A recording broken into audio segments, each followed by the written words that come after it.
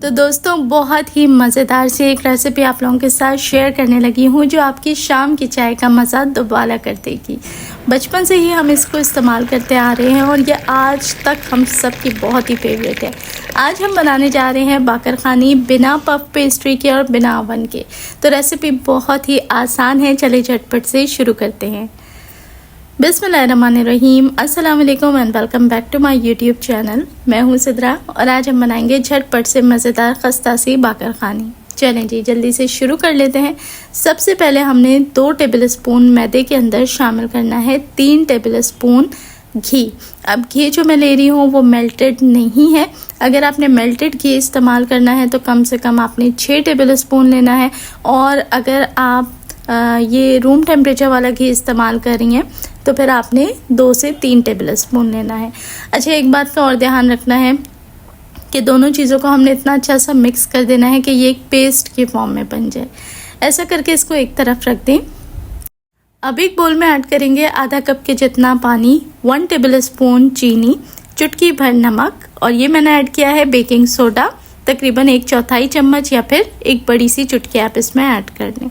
थोड़ा सा खूबसूरत बनाने के लिए इसमें थोड़ा सा ज़्यादा फूड कलर ऐड कर रही हूँ और 1.5 टेबल स्पून के जितना कुकिंग ऑयल यूज़ करना है। अब देखें यहाँ हमने कुकिंग ऑयल का ही इस्तेमाल करना है क्योंकि खस्ता के साथ साथ हमें क्रंची भी बनानी है बाकरखानी, तो कुकिंग ऑयल से चीज़ जो है वो थोड़ी कड़क सी बन के तैयार होती है। अब सभी चीज़ों को अच्छे से मिक्स कर लें। अब इस मिक्सचर में डायरेक्टली हमने ऐड करना है मैदा, और मैदा मैं पहले ऐड करूँगी 1 कप के जितना छान कर। उसके बाद हम इसे अच्छे से मिक्स करेंगे। बेसिकली हमने एक डो तैयार करनी है और मिक्स करने के बाद मैं देखूँगी अगर इसमें मज़ीद मैदे की ज़रूरत होगी तो जितना ज़रूरत होगी उस हिसाब से हम शामिल कर देंगे। तो मैं इसको इसी तरीके से बनाती हूँ। जो टोटल रेशो है वो मैं एंड में आपके साथ शेयर कर दूँगी कि टोटल मैदा इस मिक्सचर में कितना गया है। वैसे तो पफ पेस्ट्री के थ्रू ये बहुत ही आसानी के साथ बन जाती हैं, लेकिन हमारे पास क्योंकि पफ पेस्ट्री अवेलेबल नहीं है और इतनी आसानी से पफ पेस्ट्री बाज़ार में मिलती नहीं है, तो ये एक शॉर्टकट तरीका है जिससे आप ऑल्टरनेट यूनिपफ बनाकर पफ पेस्ट्री तैयार करें और उसके बाद आपने उससे बाकरखानी को रेडी करना है। अच्छा देखिए, मैंने इसके अच्छी सी डो तैयार करने की कोशिश की, लेकिन 1 कप मैदा कम था जिससे ये डो रेडी नहीं हो रही थी। हमें अच्छी सॉफ्ट सी डो तैयार करनी है, तो इसलिए मैंने 1 कप के जितना मज़ीद मैदा इसमें शामिल किया है और दोबारा से मैं अब इसकी डो बनाने के लिए गूंदना शुरू कर दूँगी। तो कुल जो मैदा गया है आधा कप पानी के साथ वो गया है 2 कप, और 2 कप मैदे के साथ हमने जो लिक्विड बनाया था उसके अंदर हमने इसको अच्छे से गूंदना है, इतना कि ये एक सॉफ्ट सा डो बन के रेडी हो जाए। तो बस बिना मक्खन के, बिना ओवन के, बिना पफ पेस्ट्री के आज ये बाकरखानियाँ बहुत ही आसान मेथड से बनेंगी। और अगर बाज़ार में आप इसको ख़रीदें ना तो एक आम सी दुकान पे जो बाकरखानी मिलती है, जो जनरल स्टोर पे, वो भी 5 रुपए की एक बाकरखानी मिलती है, या हो सकता है कि इससे भी ज़्यादा पैसे हों। मैंने काफ़ी टाइम से ख़रीदी नहीं, क्योंकि अब जब भी दिल करता है बाकरखानी बनाने का तो मैं घर में इसी तरीके से ख़ुद तैयार कर लेती हूँ। तो बस दोस्तों इसी तरीके से हमने एक अच्छा सॉफ्ट सा डो तैयार कर लेना है और इसके अंदर खूब सारी लचक होनी चाहिए। देखें, ये बग़ैर मक्खन के हमने गूंदा है, लेकिन ये इतना नरम होना चाहिए कि अच्छा लोचदार आटा गूंद के रेडी हो। कवर कर देंगे 10 मिनट के लिए, इसको रेस्ट पे छोड़ दें। अब 10 मिनट के बाद देखें आटा हमारा बहुत अच्छे तरीके से सेट हो चुका है। ये जो प्रोसेस मैं आपके साथ शेयर कर रही हूँ ना, ये थोड़ा सा लंबा होता है, आसान बहुत ज़्यादा है। करने बैठेंगे तो इसमें करने को कुछ भी नहीं है, लेकिन थोड़ा सा लेंथी प्रोसेस हो जाता है क्योंकि हमारे पास पफ पेस्ट्री जो नहीं है। घर में जब बना रहे हैं तो प्रोसेस थोड़ा सा लेंथी तो होगा, लेकिन आपकी जो चीज़ है वो अच्छी बन के तैयार होगी। अब इस आटे को हमने ना इस तरीके से हाथों की मदद से खींचना है और 5 से 6 दफ़ा ये प्रैक्टिस करनी है ताकि आटे में लोच आ जाए और हमारी जो बाकरखानी है वो बहुत ही खस्ता तैयार हो। चलिए जी, आटा गूंद लिया है। अब काउंटर को डस्ट कर लें मैदे से, और अच्छे तरीके से अब आपने इसके ऊपर भी थोड़ी सी डस्टिंग करनी है ताकि कहीं से चिपके नहीं। पहले तो वही हमने थोड़ा सा हथेली की मदद से इसको अच्छा से खींच के गूंदना है। ऐसा करने से क्या होगा कि जब भी कोई ऐसी चीज़ हम बनाते हैं ना जिसमें हमें लेयर्स चाहिए हों तो बहुत अच्छे रिजल्ट्स मिलते हैं। तो बस इसी तरीके से आपने इसे थोड़ा सा प्रोसेस को कर लेना है। उसके बाद हमने क्या करना है, चलें जी आगे देखते हैं। तो अब मैं थोड़ा सा मैदा डस्ट करने के बाद इसको बेल लूँगी और एक पतली सी लंबी चपाती हमने बेल के रेडी कर लेनी है। चपाती की जो शेप है वो कोशिश करके आपने स्क्वायर रखनी है, यानी कि हमने इसको आगे जो प्रोसेस करना है ना उसके लिए हमें इस तरह की बड़ी सी रोटी बेलनी है। और ये देखें काफ़ी पतली है।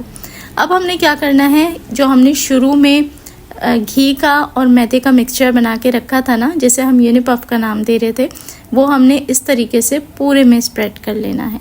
हाथों की मदद से कर लें या ब्रश की मदद से कर लें, लेकिन ये आपने पूरे में स्प्रेड कर लेना है। अब देखें, यही काम अगर हम पफ पेस्ट्री पे करते तो हमें बटर लगाना होता है। अब बटर नहीं है, हम खुद दूसरा प्रोसेस से कर रहे हैं, तो हमने इसका प्रॉपर एक मिक्सचर बनाया है और वो हमने इस तरीके से अप्लाई करना है कि ये बिल्कुल एक पतली सी लेयर लगे, लेकिन पूरे हिस्सों पे कोने कोने तक आपने ये लगा देना है। यानी ये जो हमारी बिली हुई रोटी है ना, इसका कोई भी कोना खाली नहीं रहना चाहिए, अच्छे से सारा हिस्सा इससे कवर हो जाना चाहिए। अच्छा, ये जो हमने लगाना है ये सिर्फ एक ही बार लगाना होगा। अब आप इसको फोल्ड करने का मेथड समझ लीजिए। आधे में हमने इसको फोल्ड करना है जैसे मैं आपको स्क्रीन पे दिखा रही हूँ, और बाकी आधे को हमने इसके ऊपर इस तरीके से फोल्ड करना है।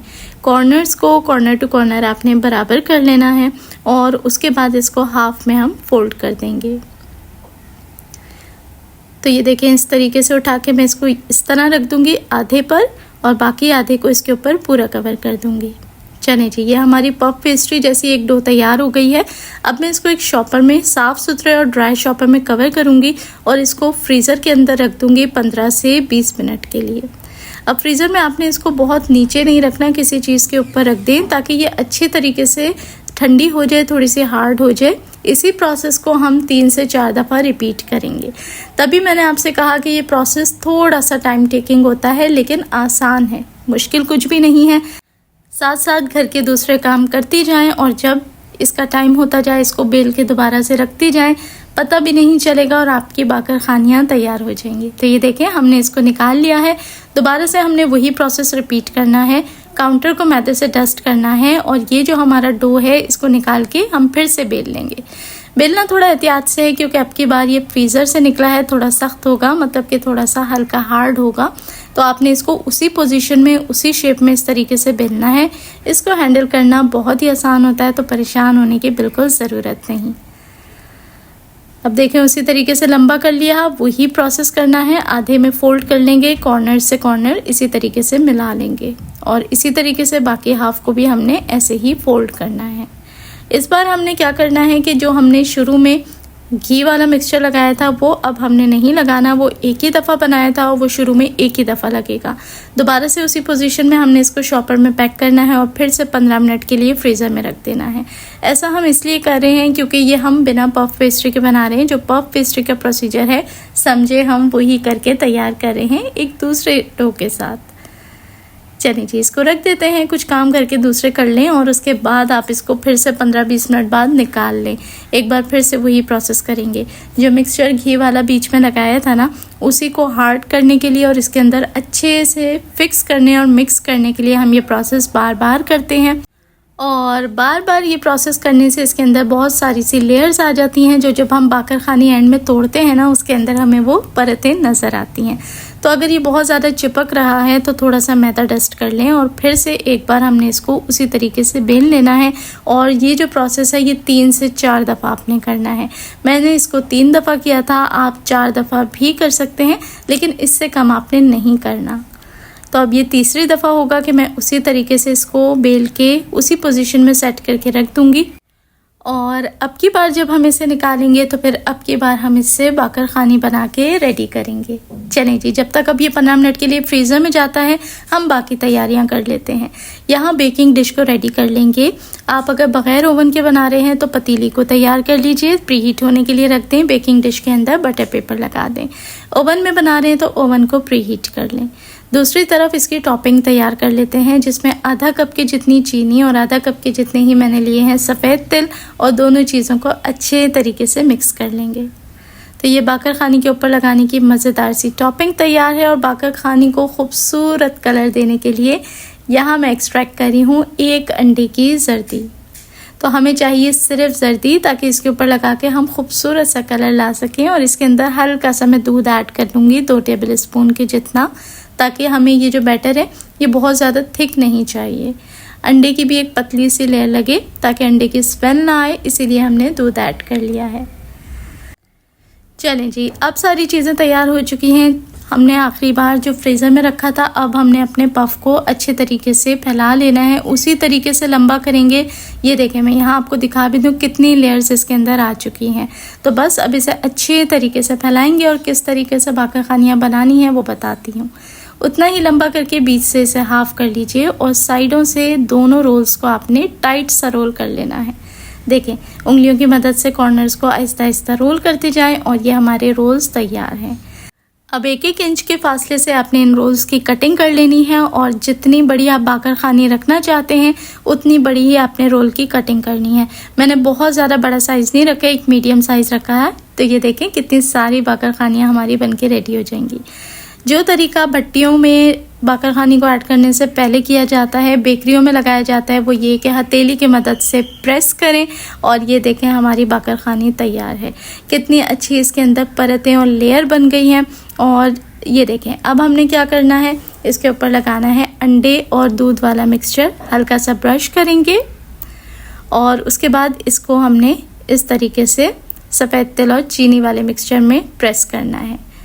टॉपिंग भी हो गई है तैयार। अब रखेंगे इसको अपनी तैयार की हुई बेकिंग डिश के ऊपर और इसी तरीके से सारी डिश को बना के रेडी कर लेंगे।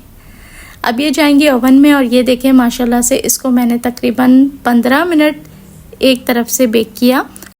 अब ये वो टिप है जो अक्सर लोग आपको नहीं बताते। आपने बाकर खानी को साइड से फ्लिप करना है और फ्लिप करने के बाद नीचे वाले हिस्से को ऊपर करके दोबारा 15 मिनट के लिए बेक करना है ताकि ये नीचे से भी अच्छे से कुक हो जाए, ब्राउन हो जाए और खस्ता हो जाए। तो जनाब, अब बिना पफ पेस्ट्री के अगर फूली फूली से बाकर खानियाँ चाहिए तो इसीलिए हमने सोडा ऐड किया था, जिससे हमारी बाकर खानी फूलेगी भी। और अब इसको निकाल के थोड़ी सी जाली पे रखेंगे ताकि ये ठंडी हो जाए, खस्ता हो जाए और माशाल्लाह क्या ही ज़बरदस्त हमारी बाकर खानियाँ बनके तैयार हैं। तो बस अब आप इसको स्टोर भी कर सकते हैं और शाम की चाय जब भी बनाएं तो ये मज़ेदार सी खस्ता बाकर खानियों को साथ में निकालें और अपनी शाम की चाय का मज़ा दोबारा करें। आपको ये रेसिपी कैसी लगी, एक प्यारा सा कमेंट करके मुझे ज़रूर बताएं। अच्छी लगी हो तो वीडियो को लाइक करके आगे फ्रेंड्स और फैमिली में भी शेयर कर दिया करें। चैनल पर नए हैं तो सब्सक्राइब ज़रूर करें।